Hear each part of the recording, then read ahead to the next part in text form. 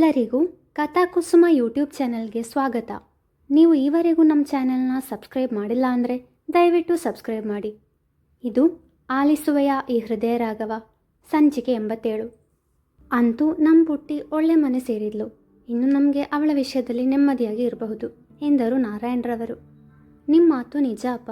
ನಾವು ಹುಡುಕಿದ್ರೂ ಕೂಡ ನಮ್ಮ ಚಿನ್ನುಗೆ ಅಂಥ ಒಳ್ಳೆ ಹುಡುಗ ಸಿಗ್ತಾ ಇರಲಿಲ್ಲ. ನಮ್ಮ ಚಿನ್ನು ತುಂಬ ಪುಣ್ಯ ಮಾಡಿದ್ದಾಳೆ ಎಂದು ಭಾವುಕರಾದರು ಮುರಳಿಯವರು. ಒಳ್ಳೆಯವರಿಗೆ ಯಾವತ್ತೂ ಒಳ್ಳೆಯದೇ ಆಗುವುದು ಎಂದು ಖುಷಿಯಿಂದ ನುಡಿದರು ವಸುಧಾರವರು. ಅತ್ತೆ ಮಾವ, ನೀವು ಮಲ್ಕೊಳ್ಳಿ, ನಾಳೆ ಬೆಳಗ್ಗೆ ಚಿನ್ನು ಮನೆಗೆ ಹೋಗಬೇಕು, ಪೂಜೆ ಇದೆಯಲ್ವಾ ಎಂದ ಮೃದುಲಾರವರ ಮಾತಿಗೆ ಸರಿ ಎಂದವರು ಮಲಗಲು ಹೋದರೆ ಅನ್ಯಮನಸ್ಕರಾಗಿ ಕುಳಿತಿದ್ದ ಮಡದಿಯ ಕಡೆಗೆ ನೋಡಿದವರು ಮೃದುಲಾ ಎಂದು ಮೃದುವಾಗಿ ಕರೆದರು. ರೀ, ಏನಾದರೂ ಬೇಕಿತ್ತಾ? ನೀನು ಯಾವುದೋ ಚಿಂತೆಯಲ್ಲಿರುವಂತೆ ಕಾಣ್ತಿದ್ದೆ, ಏನು ವಿಷಯ ಎಂದಾಗ, ರೀ ಅದು ನಮ್ಮ ಚಿನ್ನುಗೆ ಶ್ಯಾಮ್ ಜೊತೆ ಮದುವೆ ಮಾತುಕತೆ ನಡೆಯುವಾಗ ನಾವು ಸರಸುಗೆ ಚಿನ್ನು ಬಗ್ಗೆ ಎಲ್ಲ ವಿಷಯ ಹೇಳಿದ್ವಿ.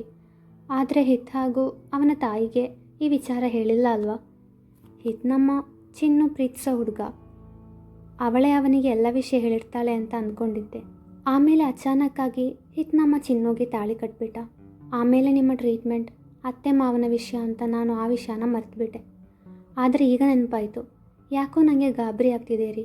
ನಮ್ಮ ಚಿನ್ನು ಹಿತ್ಗೆ ಎಲ್ಲ ವಿಷಯಗಳನ್ನು ಹೇಳಿರ್ತಾಳೆ ಅಲ್ವಾ? ನನಗೆ ಅವಳ ಬಳಿ ಕೇಳಲು ಮರೆತು ಹೋಯಿತು. ಮುಂದೆ ಇದರಿಂದ ನಮ್ಮ ಮಗಳ ಜೀವನದಲ್ಲಿ ತೊಂದರೆ ಆಗುವುದಿಲ್ಲ ಅಲ್ವಾ ಎಂದು ತಮ್ಮ ಮನದ ಅಡಲನ್ನು ತೋಡಿಕೊಂಡರು. ನೀನು ಆತಂಕ ಪಡಬೇಡ ಮೃದುಲಾ, ನನಗೆ ನನ್ನ ಮಗಳ ಮೇಲೆ ಹಾಗೂ ಅವಳ ಪ್ರೀತಿ ಮೇಲೆ ನಂಬಿಕೆ ಇದೆ. ಅವಳು ಎಲ್ಲ ವಿಷಯಗಳನ್ನು ಹೇಳಿರ್ತಾಳೆ.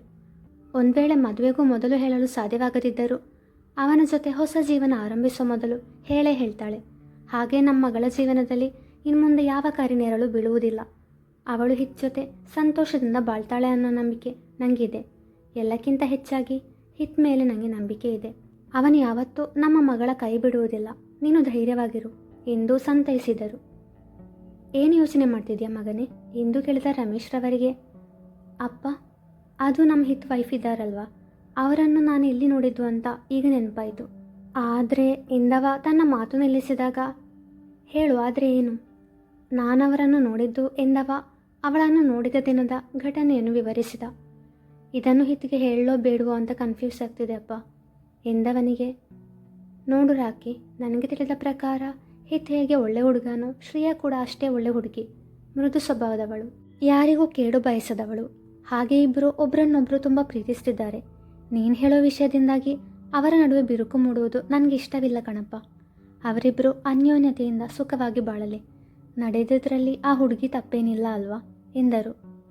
ನಿಮ್ಮ ಮಾತು ನಿಜ ಅಪ್ಪ. ನಾನವರನ್ನು ಈ ಮೊದಲು ನೋಡಲೇ ಇಲ್ಲ. ಹಿತ್ ಮದುವೆಯಲ್ಲೇ ಮೊದಲು ನೋಡಿದ್ದು ಎಂದ. ಸರಿ ಮಗನೇ, ಮಲ್ಕೋ, ನಾಳೆ ಬೆಳಗ್ಗೆ ಪೂಜೆಗೆ ಹೋಗಬೇಕಲ್ವಾ? ಹೌದು. ಗುಡ್ ನೈಟ್ ಅಪ್ಪ. ಗುಡ್ ನೈಟ್ ಮಗನೇ. Daddy daddy. ಹ್ಞೂ ಹೇಳು ಬೇಬಿ. ಶ್ರೇಯಸಿಸ್ ಮದುವೆಯಾಗಿ ಹೋದಾಗ ಮುರಳಿ ಅಂಕಲ್ ಮತ್ತು ಮೃದುಲಾ ಆಂಟಿ ಮತ್ತು ಮನೆಯವರೆಲ್ಲ ಅಳ್ತಾ ಇದ್ರಲ್ವಾ? ಫ್ಯೂಚರಲ್ಲಿ ನನ್ನ ಮದುವೆ ಆದರೆ ನೀವು ಅಳ್ತೀರಾ ಡ್ಯಾಡಿ ಎಂದು ಪ್ರಶ್ನಿಸಿದ ಜಾಹ್ನವಿಗೆ, ನೀನು ನಮಗಿರೋ ಒಬ್ಬಳೇ ಮಗಳು ಅಲ್ವಾ ಪುಟ್ಟ? ನೀನು ನಮ್ಮ ಮನೆ ಬಿಟ್ಟು ಹೋಗುವಾಗ ಬೇಸರವಾಗದಿರುತ್ತಾ? ನಾನು ನಿಮ್ಮ ಮಮ್ಮಿ ಇಬ್ಬರು ಅಳ್ತೀರಿ ಎಂದು ಉತ್ತರಿಸಿದರು ರಾಜೀವ್ರವರು. ನೋ ಡ್ಯಾಡಿ, ಮಮ್ಮಿ ಅಳಲ್ಲ. ಐ ನೋ, ಯಾವಾಗಲೂ ನನ್ನ ಮದುವೆ ವಿಷಯ ಮಾತಾಡೋದು ಮಮ್ಮಿಗೆ ನಾನಿಲ್ಲ ಅಂದರೆ ಖುಷಿಯಾಗುತ್ತೆ ಎಂದು ಹುಸಿ ಮುನಿಸು ತೋರಿದಾಗ, ಏ ಜಾಹ್ನವಿ, ಏನೇ ನೀನು? ನನಗೆ ನೀನು ಈ ಮನೆ ಬಿಟ್ಟು ಹೋದರೆ ಖುಷಿ ಆಗ್ತದೆ ಅಂತೀಯಾ? ನನಗೆ ನಿನ್ನ ಮೇಲೆ ಪ್ರೀತಿ ಇಲ್ವಾ? ನಿನ್ನ 9 ತಿಂಗಳು ನನ್ನ ಗರ್ಭದಲ್ಲೇ ಹೊತ್ತು ನಿನ್ನನ್ನು ಹೆತ್ತು ನಿನಗೆ ಎದೆ ಹಾಲುಣಿಸಿ ನಿನ್ನ ಎಲ್ಲ ಬೇಕು ಬೇಡಗಳನ್ನು ನೋಡಿಕೊಂಡವಳು ನಾನು. ನನ್ನ ಕರುಳ ಕುಡಿಯಾದ ನಿನ್ನ ಮೇಲೆ ನನಗೆ ಪ್ರೀತಿ ಇಲ್ಲ ಅಂತ ಹೇಳ್ತೀಯಾ ಎಂದು ಕಣ್ಣೀರು ಹಾಕಿದಾಗ, ಮಮ್ಮಿ ನೀನು ಸೀರಿಯಲ್ ನೋಡೋದು ಸ್ವಲ್ಪ ಕಡಿಮೆ ಮಾಡು. ಅದೇ ಇಮೋಷ್ನಲ್ ಸೀನ್ಸ್ ನೋಡಿ ನೋಡಿ ಓವರ್ ಆ್ಯಕ್ಟಿಂಗ್ ಮಾಡೋದು ಕಲ್ತಿದ್ಯಾ? ಜಾಹ್ನವಿ, ಅಲ್ಲ ಮಮ್ಮಿ, ನಾನು ಮನೆ ಬಿಟ್ಟು ಹೋಗೋದು ನಿಂಗೆ ಇಷ್ಟ ಇಲ್ಲ ಅಂದಮೇಲೆ ನಾನು ಮದುವೆ ವಿಷಯ ಯಾಕೆ ಮಾತಾಡೋದು? ನಿನಗೆ ಮದುವೆ ಆಗೋ ವಯಸ್ಸಾಯಿತು. ನೀನು ಮದುವೆ ಆಗಿ ಗಂಡ ಮಕ್ಕಳು ಅಂತ ಖುಷಿಯಾಗಿದ್ದರೆ ನಾವು ಖುಷಿ ಪಡ್ತೇವೆ ಎಂದ ಜಾನಕಿಯವರ ಮಾತಿಗೆ ಬಾಯಿ ಬಿಟ್ಟುಕೊಂಡು ಅವರನ್ನು ನೋಡಿದವಳು. ಏನಂದೆ, ಗಂಡ ಮಕ್ಕಳು ಅಂತಾನಾ? ಅಲ್ಲ ಮಮ್ಮಿ, ನಾನೇ ಒಂದು ಮಗು, ನನಗೆ ಮಕ್ಕಳ? ಹಹ, ವಾಟ್ ಎ ಫನ್ನಿ. ನಾನೀಗ ಚಿಕ್ಕವಳು ಮಮ್ಮಿ, ನನಗೀಗ ಮದುವೆ ಬೇಡ ಎಂದವಳು ರಾಜೀವ್ರವರ ಕಡೆಗೆ ತಿರುಗಿ, daddy I want to talk with you ಎಂದಳು. ಹೇಳು ಬೇಬಿ. ಜಾನಕಿಯವರನ್ನು ನೋಡಿದವಳೆ ಅವರ ಮುಂದೆ ಹೇಳುವುದು ಬೇಡವೆನ್ನಿಸಿ, ಅದು ಐ ಫೋಗೋಟ್ ಇಟ್ ಡ್ಯಾಡಿ ಎಂದಳು. ಸರಿ, ಮತ್ತೆ ನೆನಪಾದರೆ ಹೇಳು. Okay daddy. ರೀ ಇಲ್ಲಿ ನೋಡಿ, ಈತ ಮದುವೆ ಫೋಟೋ ಕಳಿಸಿದ್ದಾಳೆ ಹಾಸಿನಿ ಎಂದು ತಮ್ಮ ಪತಿಯನ್ನು ಕರೆದರು ಸೀತಾ. ಬಂದೆ ಕಣೆ ಎಂದ ಹೇಮಂತ್ರವರು. ಎಲ್ಲಿ ಫೋಟೋ ತೋರಿಸು ಎಂದಾಗ ಫೋಟೋ ನೋಡಿದ ಇಬ್ಬರ ಕಣ್ಣಲ್ಲೂ ಕೋಪ ತಾಂಡವವಾಡುತ್ತಿತ್ತು. ರೀ ಇವಳು ಅವಳೇ ಅಲ್ವಾ, ಮತ್ತೆ ನನ್ನ ಮಗನ ಜೀವನಕ್ಕೆ ಬಂದ್ಲಾ ಇವಳು ಎಂದು ಕಣ್ಣು ಕೆಂಪು ಮಾಡಿ ನುಡಿದಾಗ, ತಪ್ಪು ಮಾಡಿದ್ವಿ ಸೀತಾ, ನಾವು ತಪ್ಪು ಮಾಡಿದ್ವಿ. ಮದುವೆಗೆ ಮೊದಲೇ ಹುಡುಗಿ ಫೋಟೋ ನೋಡಿದಿದ್ರೆ ಅತ್ತಿಗೆ ಜೊತೆ ಮಾತಾಡಿ ಈ ಮದುವೆ ನಿಲ್ಲಿಸಬಹುದಿತ್ತು. ಆದರೆ ಈಗ ಎಂದ ಹೇಮಂತ್ರವರಿಗೆ ಈಗಲೂ ಕಾಲ ಮಿಂಚಿಲ್ಲ. ಅವರನ್ನು ದೂರ ಮಾಡುವುದು ನನಗೇನೋ ದೊಡ್ಡ ವಿಷಯ ಅಲ್ಲ. ಹೇಗಿದ್ರೂ ನಾಳೆ ನನಗೆ ಫ್ಲೈಟ್ ಟಿಕೆಟ್ ಬುಕ್ ಆಗಿದೆ ಎಂದು ಕುಹಕವಾಗಿ ನಕ್ಕರು ಸೀತಾರವರು. ನೀನಲ್ಲಿ ಹೋಗ್ತೀಯಾ ಅಂದರೆ ಎಲ್ಲ ಸರಿ ಮಾಡಿನೇ ವಾಪಸ್ ಬರ್ತೀಯಾ ಅಂತ ನಂಗೆ ಗೊತ್ತು.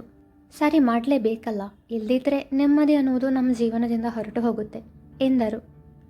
ವೃಂದಾವನದ ಮೇಲ್ವಿಚಾರಕರು ಕರೆ ಮಾಡಿ, ನಿಮ್ಮಿಂದ ನಮ್ಮ ಆಶ್ರಮದವರು ಇಂದು ಒಳ್ಳೆ ಊಟ ಮಾಡಿದ್ದೀವಿ ಸರ್, ನಿಮಗೂ ನಿಮ್ಮ ಹೆಂಡತಿಗೂ ಶುಭವಾಗಲಿ ಎಂದು ನಮ್ಮ ಆಶ್ರಮದವರ ಕಡೆಯಿಂದ ಹಾರೈಸುತ್ತೇವೆ ಸರ್ ಎಂದರು. ಥ್ಯಾಂಕ್ ಯು ಎಂದವ ನನ್ನ ಹೆಂಡತಿ ಜೊತೆ ಒಂದಿನ ಬರ್ತೇನೆ ಎಂದಾಗ, ಖಂಡಿತ ಬನ್ನಿ ಸರ್, ನಿಮಗೋಸ್ಕರ ಕಾಯ್ತೇವೆ ಎಂದ ಮೇಲ್ವಿಚಾರಕರು ಕರೆ ಸ್ಥಗಿತಗೊಳಿಸಿದರೆ, ಶ್ರೀ ನಿನಗೂ ಮಕ್ಕಳು ಅಂದರೆ ತುಂಬ ಇಷ್ಟ ಅಲ್ವಾ, ಹಾಗೆ ಇತರರಿಗೆ ಸಹಾಯ ಮಾಡುವುದಂದರೆ ಅದು ನಿನ್ನ ನೆಚ್ಚಿನ ಕೆಲಸ ಅಲ್ವಾ ಎಂದು ಮನದಲ್ಲೇ ಹೇಳಿದವನು ಅವಳನ್ನು ನೋಡಿದ ಮೊದಲ ದಿನವಾದ ಮೆಲುಕು ಹಾಕುತ್ತಿದ್ದರೆ, ದೇವರೇ ನಾಳೆ ಆದರೂ ಹೆಚ್ಚೊತೆ ಮಾತಾಡುವಾಗ ಯಾವುದೇ ಅಡೆತಡೆ ಬಾರದಿರಲಿ ಎಂದು ದೇವರಲ್ಲಿ ಮೊರೆ ಇಟ್ಟು ಮಲಗಿದಳು ಶ್ರಿಯಾ. ಅವಳ ಯೋಚನೆ ಪೂರ್ತಿ ನಾಳೆ ಅವನ ಜೊತೆ ಮಾತನಾಡುವ ಬಗ್ಗೆ ಇದ್ದರೆ ಅವನ ಮನಸ್ಸು ಅವಳ ಹಿಂದೆಯೇ ಸುತ್ತುತ್ತಿತ್ತು. ಆದರೆ ತಮ್ಮನ್ನು ದೂರ ಮಾಡಲು ಬರುವ ದುಷ್ಟರ ಅರಿವಿರಲಿಲ್ಲ ಪ್ರೀತಿಸುವ ಈ ಎರಡು ಜೀವಗಳಿಗೆ. ಮುಂದುವರೆಯುವುದು.